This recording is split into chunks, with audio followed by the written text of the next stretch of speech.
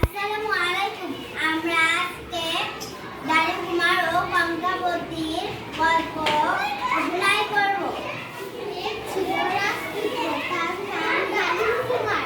তার ছিল এক কুঞ্চিরাজ ঘোড়া।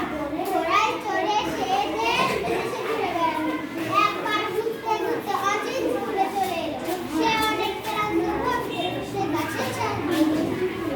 ওই গাছে থাকতো ব্যাঙমা আর ব্যাঙচি। জানো কি হয়েছে? সে এখন রাক্ষসপুরীতে বন্দী। ডালিম কুমারের ঘুম ভেঙে গেল। রাক্ষসপুরীতে পৌঁছালো। ওঠো কঙ্কাবতী, ওঠো। কিছুতেই তার ঘুম ভাঙে না। পায়ের কাছে সোনার কাঠি আর মাথার কাছে রূপার কাঠি।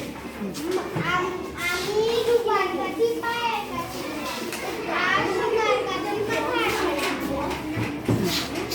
কঙ্কাবতী জেগে উঠল। খাও খাও খাও, খাও খাও খাও। ঠিক তখনই রাক্ষস ঘরে ঢুকে পড়ল। সাথে ডালিম কুমার তরবারি বের করল।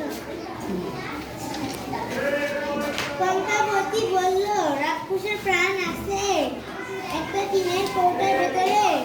ডালিম কুমার জানেন না সেই কৌটা কোথায়। তোমার তরবারি আমার কাছে দাও। কঙ্কাবতী ছিল অনেক সাহস। সে তখন পালকের নিচ থেকে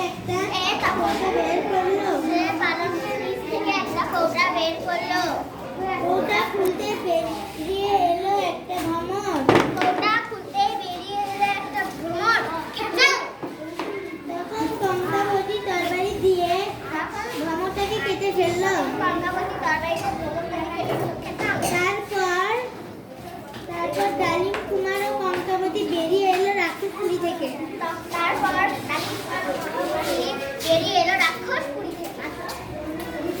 সবাই হাততালি দাও, হাততালি দাও।